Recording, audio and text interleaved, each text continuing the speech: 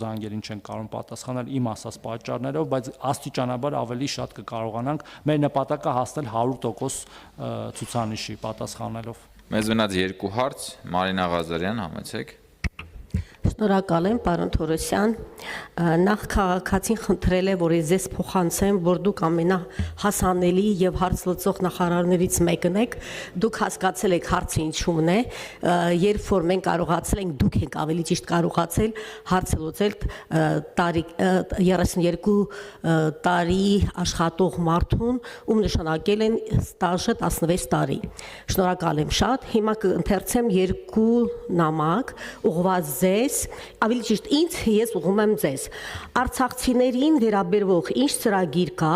գործ սկսելու կամ անասուն շատացնելու համար, եթե չի ընդունվել, դուք էլ առաջարկեք, այսինքն ես պետք է ձեզ առաջարկեմ, թող ընդունեն, առանց աշխատանք հնարավոր չէ ապրել սահմանամերձ գյուղերում, ուրիշ գործ էլ չկա։ Դա դիմել է ինձ Տաթև համայնքից պարոն Հայրապետյանը, ով նաև օգտվել է 16 միլիոն ծրագրից եւ նշում է, որ 16 միլիոնը չի հերիքում,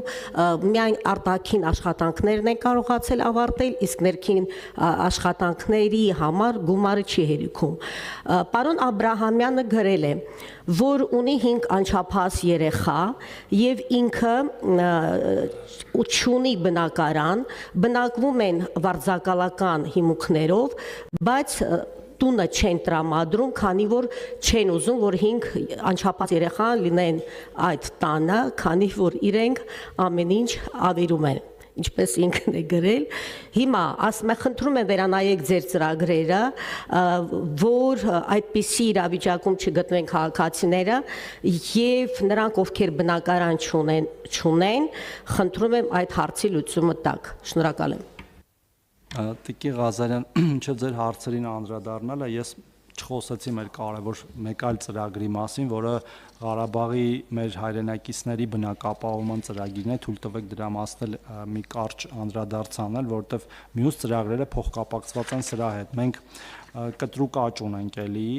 բաների, հավաստագրերի ստացման եւ փետրվարի 1-ով ունենք արդեն 4404 ընտանիք, որ ստացել է հավաստագիր եւ մոտ 2000 ընտանիք, որ արդեն իրացրել է իրենց հավաստագրերը, այսինքն 2000 ձեռք բերված բնակարան։ Այս շատ կարեւոր է։ Այդ ինքնազբաղվածության ծրագիրը, որը քաղաքացին հարցնում է, ես դրա մասին խոսեցի, որ մենք ունենք նման ծրագիր, բայց որը կապված է լինելու այս բնակարանային ծրագրի հետ, այսինքն քաղաքացին պետքա բնակ ծրագրի շահառու հանդիսացած լինի, մենք դա անում ենք նաև այն նպատակով, որ խրախուսենք բնակարաններ ձեռք բերելը եւ այդ ինքնազբաղվածության ծրագրի իրականացումը մենք մոտ օրերս դրա մասին հրապարակային կհայտարարենք, դա արվելու է տարբեր կազմակերպությունների միջոցով, որտեղ պրոֆեսիոնալ կազմակերպություններ պետքա աջակցեն քաղաքացիներին փոքրիկ տնտեսություն հիմնել, չեմ կարծում, որ պարզապես ինչ-որ բան ձեռք բերելու համար դա հնարավոր կլինի աշխատասեն, բայց եթե մեջը պրոդուկտ ստեղծելու, օրինակ նույնիսկ կատնամթերք, հա, եթե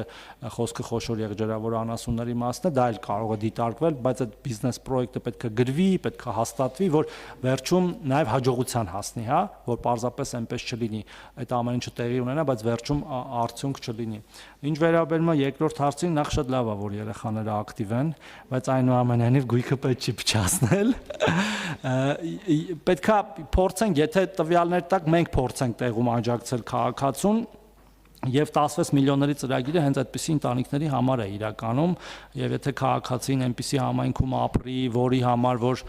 բացում են կամ սահմանամերձ կամ դպրոցներով, կամ կարող է ընտրել ինքը մեկ այլ համայնք եւ մենք դրանով նաեւ խրախուսում ենք, հա, մեկ համայնքից մեկ այլ համայնք տեղափոխելը կարող է օգտվել, բայց ընդհանուր առմամբ կարծում եմ, որ եթե օրինակ մեր մյուս ծրագրերով քաղաքացին օգտվում է 3-րդ հաջորդ երեխայի համար 50,000-ը եւ այդպես շարունակ, հիմա չգիտեմ տարիքները ինչքան են եւ երբ են ծնվել, այդ առումով պետությունը այո պետք է աջակցի, մենք պատրաստ ենք կոնկրետ դեպքով զբաղվել, եթե դուք տվյալները տաք։ Շնորհակալություն։ Նարեկ Հարամանյան։ Շնորհակալ եմ քննարկման համար, որին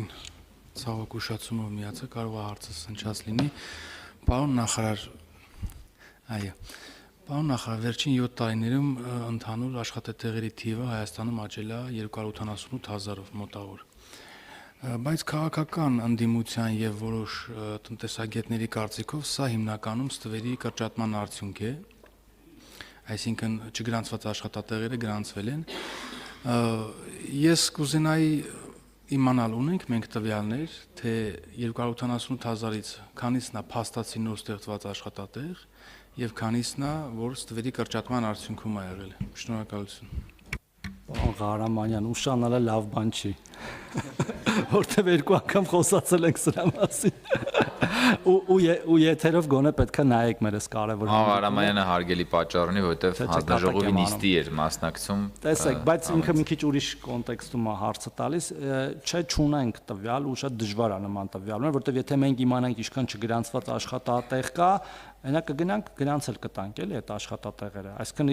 իրանց իմաստը չգրանցված լինելն է, որ իրանք թաքնվում են հարկեր վճարելուց եւ այդ թույլ տվեք մինչեւ պատասխանեմ էլի։ Այս պահի դրությամբ, որ արդեն հիմա այս պահի դրությամբ թաքնվածները չէ, որոնք 288,000-ի մեջ են։ Պարոն Ղարամանյան, որ մինչեւ որ լսեք կարող է պատասխանեմ։ Նույնիսկ նախկինում հայտնված մենք ինչ պետությունը ինչպես կարող է իմանալ, երբ որ հարկատու համակարգում աշխատատեղը գրանցվում է, այսինքն կնքվում է աշխատանքային պայմանագիր, հիմա կամ նախկինում գրանցվում է նոր աշխատող։ Այդ աշխատողը նախկինում մի ամիս առաջ էլի աշխատում էր այդտեղ պարզապես թվերում, թե նոր աշխատող էր, որ ընդունվեց համակարգ։ Եթե մենք իմանայինք, որ ինքը նախկինում աշխատած մարդը պարզապես գրանցվե,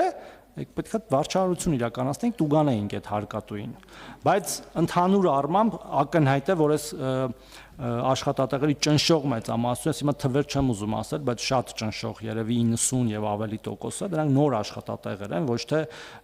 ստվերից դուրս եկած, որովհետեւ մենք հարկային վարչարարությունը շատ վաղուց ուժեղացրել ենք չգրանցված աշխատողներ պահելու, եւ ես չեմ կարծում, որ նրանք հիմա այդքան համատարած են։ Իհարկե կան, մենք նաև աշխատանքային իրավունքների պաշտպանության տեսանկյունից ենք լսում քաղաքացիներից, որ իրենց չգրանցված են պահում, նակառակն ենք լսում։ Գործատուներն էլ ասում են, որ որոշ աշխատողներ չեն ուզում, որ իրենց գրանցեն տարբեր պատճառներով։ Հարկադիր ակտերի կատարման ծառայության պատճառով, ինչ որ պարտքեր բաներ ունեն, անապահովության համակարգում մնալու պատճառով, երկուստեք այդ ամեն ինչը կա, բայց այս աճը զուգակցված նաև մնացած բոլոր թվերի նվազման հետ, գործազրկության նվազման, աշխատատեղերի